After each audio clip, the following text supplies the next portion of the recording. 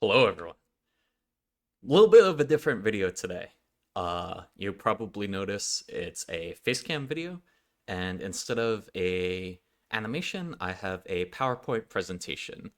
The PowerPoint presentation is on the anatomy of an electrical engineering project, specifically the anatomy of a good electrical engineering project.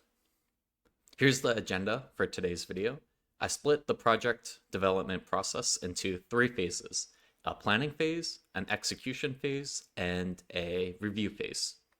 Finally, I have a full example project to talk about. Starting with the planning phase, which honestly could be the hardest phase. The reason why it's so hard is essentially you start with infinite possibilities. It's very difficult to choose one thing from infinite possibilities. There's just so many different things you can do, so many different areas of interest, there's so many different ways of doing the same thing that a lot of people get paralyzed by just how much choice they have. So, in my opinion, what you want to do during your project is just constrain and constrain and constrain and constrain until you're left with one choice. The constraints happen at different phases. You might have some constraints that occur during the planning phase, and then there might be some constraints during the execution phase. However, the most important one, in my opinion, is constraining yourself by asking one question. That question is, what is the point of this project? Is it to learn for a class, to put on your resume, or maybe you just want to make something cool? But your response determines everything going forward. Your response also helps narrow down what your project should be. If you want to learn, well, what do you want to learn? If your project is for a class, what is the class? Is there a list of potential projects, or maybe you can ask the professor?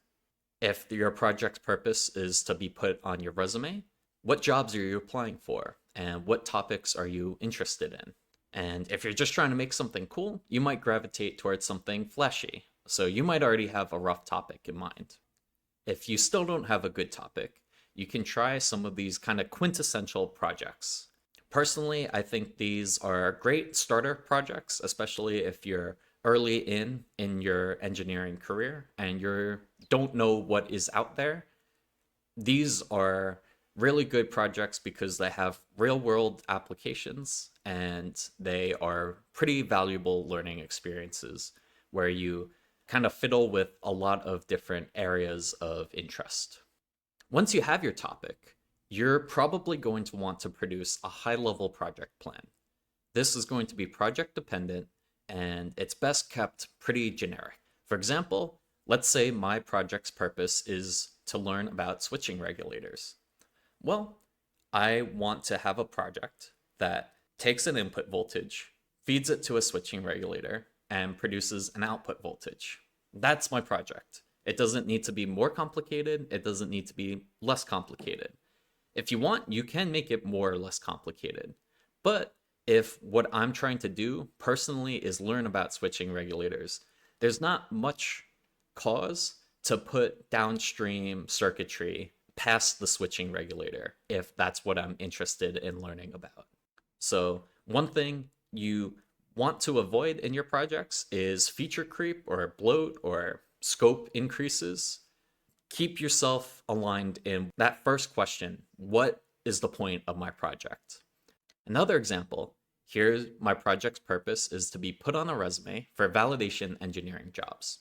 So I have a temperature sensor, which goes into a data collection block, which goes into a data analysis block, which goes into a data visualization block. And you can see everything is exceptionally high level. There's no real requirements drafted yet. There's no implementation drafted yet. I don't know if my data analysis is done in Python or C or MATLAB or Julia or R or anything. I just know that eventually I want to have a data analysis block. And again, like the temperature sensor, I have no idea what temperature sensor I'm going to choose. I just know that I want one. So it's still fairly unconstrained, but during the execution phase, that's when we'll start constraining the actual implementation. This is kind of just the interface of your project, the super high level black box diagram. Furthermore, in your planning phase, depending on the context of your project, you might want to produce some more planning documents. This can be important if your project is time constrained, and it's also good just for practicing real life scenarios. So you might want to generate milestones or task breakdowns and time estimates. Maybe you want a Gantt chart.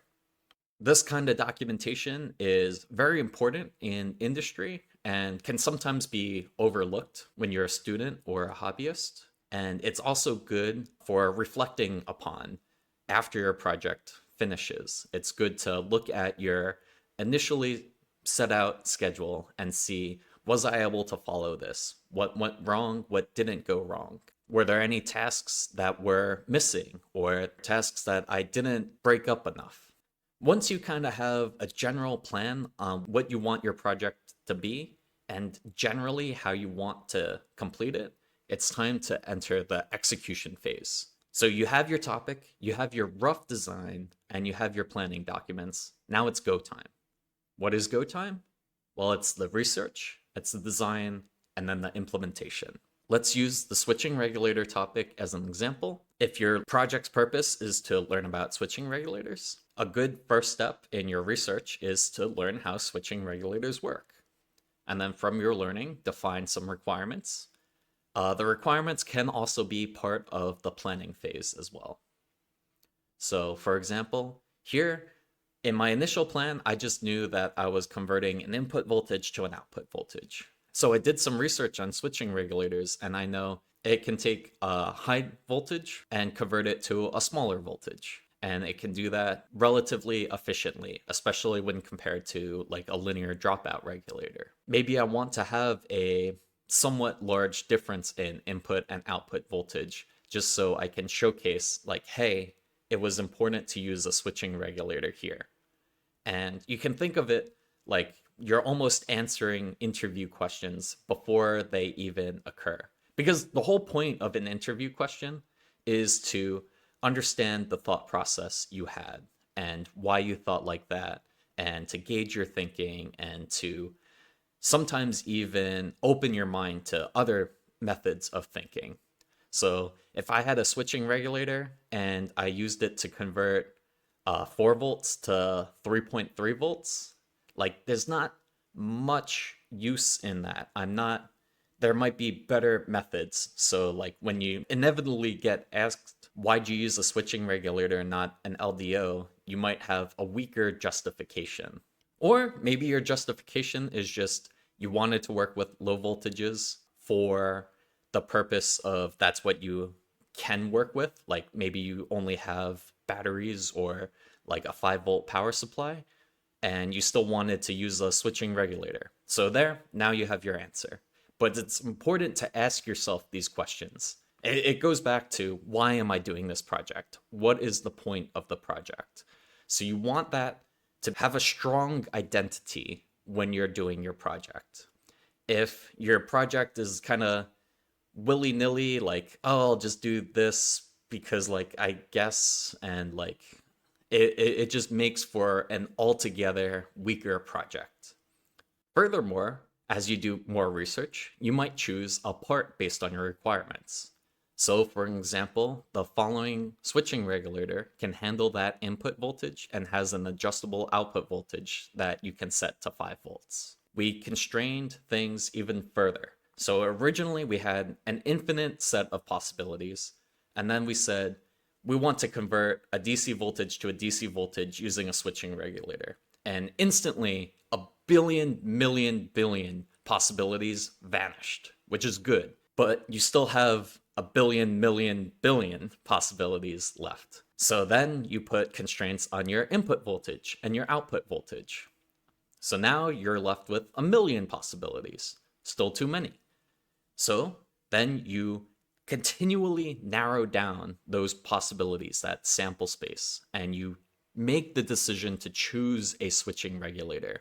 And now you're left with probably single digit number of possibilities. The possibilities that change are all very implementation specific.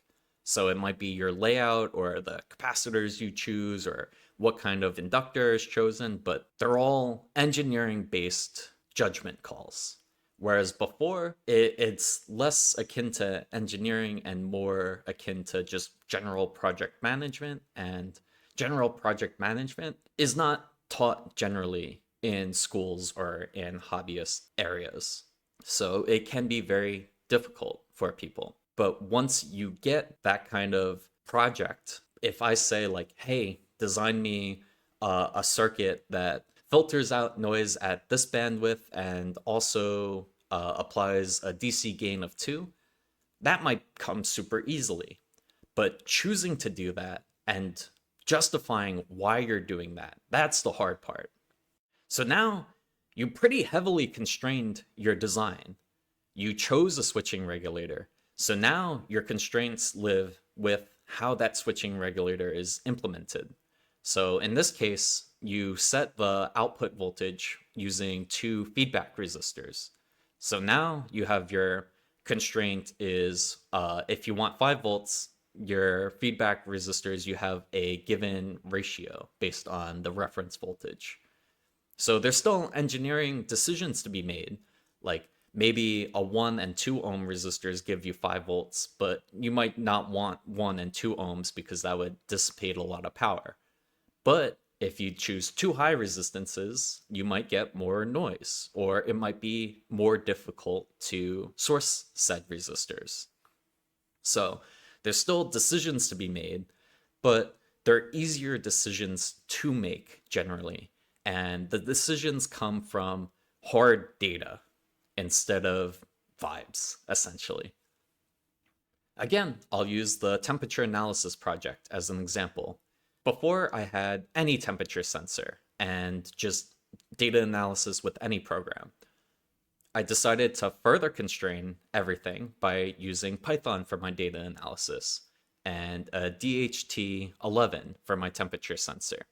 And one thing I want to mention in the design / implementation phase is good design decouples and isolates each design block as much as possible. For example, in my Python data visualization, it should not matter what temperature sensor I choose. This way, if I were to make a design change because maybe my chosen temperature sensor doesn't have enough temperature resolution, I shouldn't need to change my plotting code at all. It should be essentially a black box that takes in data and produces plots. And it doesn't care where you get that data from. It doesn't care if that was mocked data or downloaded data from the internet. All it should be doing is plotting that data according to how you want your statistical analysis plots to look. Once you define the design and implement it, you will need to bring it up and debug it. So bring up is the process of testing your actual design. Good bring up is done modularly in stages. You generally want to test each design block separately before connecting them, lest you end up in integration hell, where essentially it's hard to debug issues if you don't know where the issue is coming from. Going back to the temperature analysis project, we want to test each block as individually as possible before coupling to the next block. And we can do this potentially using mock data if necessary. If you were to do block level bring up, you want to confirm small aspects of your project are working before coupling them to the downstream blocks of your project. So for example, with our temperature analysis project, we might test that the temperature sensor can output properly to a CSV with timestamped temperature measurements. And if we do that, we know that anything upstream to that CSV file is correct. Then, if we want to test our Python code, we can use a mocked CSV file with timestamped temperature measurements in the same form, and we can independently implement / test our Python code. So this is very powerful when you're working on a project with multiple people. Essentially, you can have one person do part of the project and another person do the other part. And as long as you agree on the interface, in this case, the interface is that CSV file, you can work completely independently of each other, which is very efficient and it's a very good practice. When you confirm working the upstream and then you confirm working the downstream, you're pretty much safe to couple them together, and any issues that arise, immediately you're going to want to look at that interface to make sure that the output data from your one block is matching what the next block's input data is expecting. Finally, there's a review phase. So this is once the project bring up and debug completes, there's one more critical step in the process, which is often overlooked. You always want to analyze what went well, what went poorly, and what went to plan and what didn't. Depending on your project's purpose, you might even do a write-up. If it's for a class, you might do a report. If it's for a resume, you might want a short summary to put on your resume. This analysis is extremely good practice because it helps close the loop on any project learnings. So if you made a schedule that initially gave you 1 week to finish the project, but it ended up taking 3 weeks, you want to analyze why it took 3 times as long to complete the project. Maybe it was bad timeline estimates. Maybe there was feature creep. Maybe there were just unexpected issues. So it's good to understand those issues in order to avoid them potentially in the future. So maybe you get better at estimating timelines. Maybe you get better at debugging or decoupling blocks and testing them individually. So projects generally always should teach you something. That's really the hallmark of a good project. I've had projects where my goal is just to make something as cool as possible while not needing to expend much effort. And even then, I ended up learning quite a bit. Okay, now I have some slides on a full example project. So first, the planning phase. I tell myself, what do I want the project to be? I say, I want a project that is simple and straightforward and can demonstrate the process of each phase. The project should involve both hardware and software, and the project should be able to put on a resume for someone seeking an internship. So you can see already I greatly reduced my sample space of potential projects. I don't want something extremely complicated, so probably not the best idea to build a CPU from scratch. But I want something that is both hardware and software, so I don't want to just make a web page or something. And then I want it to be resume worthy for someone seeking an internship. So it doesn't have to be the biggest, most impressive project in the world. It should be a good demonstration of what you can do in the workplace. My project will record temperature over time, calculate hourly statistics, and then plot said statistics. So this is a good project from my requirements because it is simple and straightforward. It does involve both hardware and software. And this is a quintessential aspect of validation engineering. So this would be a great project to be put on a resume for someone looking for their first internship because it shows a pretty high-level understanding of what validation engineering is and how to go about it. So again, I have my high-level overview: temperature sensor, data collection, data analysis, and data visualization. Now, continuing in my planning phase, I have 3 tasks. I need to, 1, collect data from the temperature sensor. I need to, 2, process the data. And finally, I need to plot the data. For this project, I gave myself the timeline of 1 day, where 4 hours is spent on interfacing with the sensor and around 4 hours is spent on the post-processing and plotting. This is going to vary greatly depending on where you are in your career or learning and the complexity of your tasks and how familiar you are with said tasks. Moving on to execution. This is where I'm going to continually refine my design.